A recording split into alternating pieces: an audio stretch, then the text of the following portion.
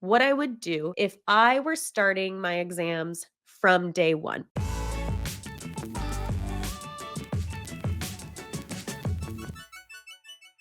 Welcome back to Design, Create, Inspire with me, Bryn Young. Today, I am sharing a live session that we hosted inside of our ABC Club. This is our ARE membership that is meant to be fun and engaging and bring back the joy in your study sessions and your licensing journey.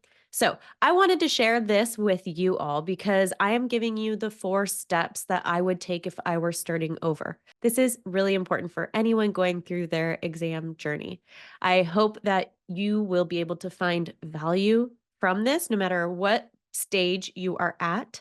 And if you are ever interested in joining us inside the ABC Club to participate in sessions like this or join us for live Q&As or just to consume the hours of amazing content and workbooks and practice exams and the ARE podcast, get inside the membership. I will leave a link below. For now, enjoy this inside sneak peek of the ABC Club live session. Here are the 4 things that I would do if I were starting over today. Brand new. Now, this could be for someone who hasn't started at all, has no idea what they're doing, or it could be someone who has been at this for years and hasn't finished yet. Okay. So, no matter where you are, this can be valuable. First, I would commit to a test date early.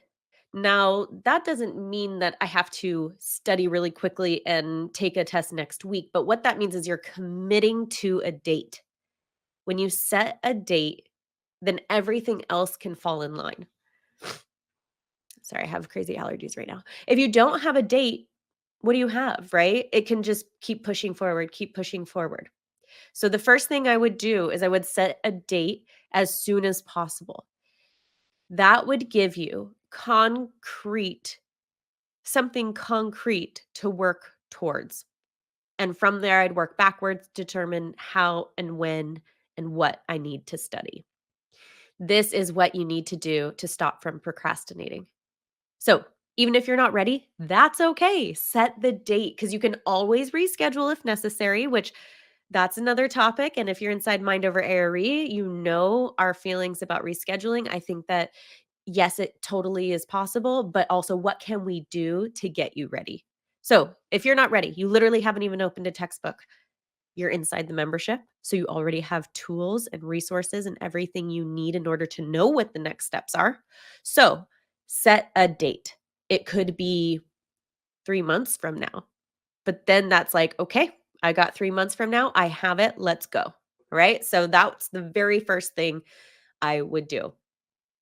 The second thing, I would create a realistic study plan. This is obviously really critical. Like I said, like if you have your test date, then you can work backwards to figure out what you need to do, when you need to do it, how you need to do it. So I would break it down. Well, I like to think macro to micro. So I look at big picture. So that big picture date, say 3 months, then I'm going to look at it more. I'm going to keep going more micro. I'm going to get the calendar. I'm going to break out those specific dates for like big things. Like say it's these next 3 months. Okay, well I know I have a lot of holidays within there. I have some birthdays, I have some travel. I'm going to block all that out first. So that's already taken care of. I don't have to worry about that when they come up. I don't have to feel like I need to reschedule my exam when that comes up because I've already figured for that. So it's no problem. Then I would go in more micro and I would look at the week by week. Then I would go in more micro and discover what I want to do on the day to day. Okay. So you want to create a realistic study plan. You don't want to try to do too much at one time. You want to use the resources that you need efficiently without trying to feel like you have to do it all. So we have resource guides inside the membership. The ultimate study plan is really the ultimate study plan to really show you exactly what to study week by week. So if you're having a hard time figuring out like what to do next, like you're like, okay, I kind of have this idea, but like, how do I know if I'm studying the right thing? That's what the ultimate study plan is for, but you can also figure it out and do it. So that's what I would do is create that realistic study plan.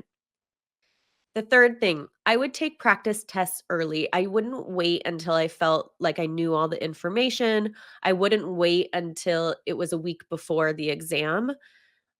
I would start taking these practice tests as soon as possible in order to identify what my weak areas are and to start understanding how the exams are worded and what it's really like. A lot of it is about content, but a lot of it is about test strategy. Inside Mind Over ARE, we go deep into test strategy, how to understand the questions, all that stuff. So that is something that can hold you back if you're only focused on the content. So, by going through the practice exams, practice tests, that's going to help you start understanding, like, oh, I know this topic. Oh, shoot, I just got the question wrong. So, I would go through the practice tests early and often and not be too tied to the end result. Because if you're going through early, don't expect to get a 70, 80, 90. You might get a 20, but that's okay. You're still learning. You're getting really valuable information and you're also now pinpointing, oh, these are the topics I actually tend to do pretty well at. These are the topics I always get wrong. Let's hyper focus on these while kind of leaving these for more like summary review. Okay. Makes sense? Okay. The fourth thing I would do is I would find myself a community and I would engage with that community.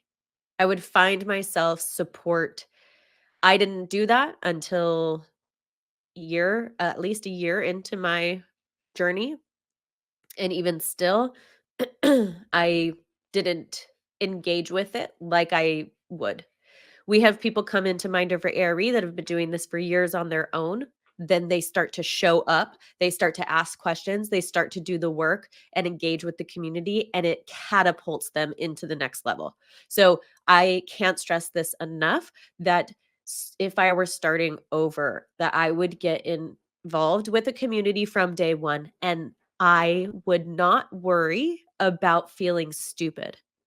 Don't worry about not knowing anything, about not having the answers. There's gonna be people who have literally been spending a decade studying for these exams. Obviously, that's not everybody, but I'm just letting you know, like, there will be people who have been in the industry for 30 years and know all of it, but they're still studying for their exams. So there will be people who know more than you, and there will be people who know less than you, and that's an advantage. How can we look at the people that know more than us and learn from them? And then how can we look at the people who know less than us and support them? Okay. So the community is not about feeling stupid or not adequate. Put yourself out there, ask the questions. This process can feel really isolating. So the support that you find inside a community is a game changer. So ask questions, share your challenges, support wins. That's why our community is so important because we are supportive of the roller coaster of these exams, the ups, the downs. You can post that you failed and you will get support.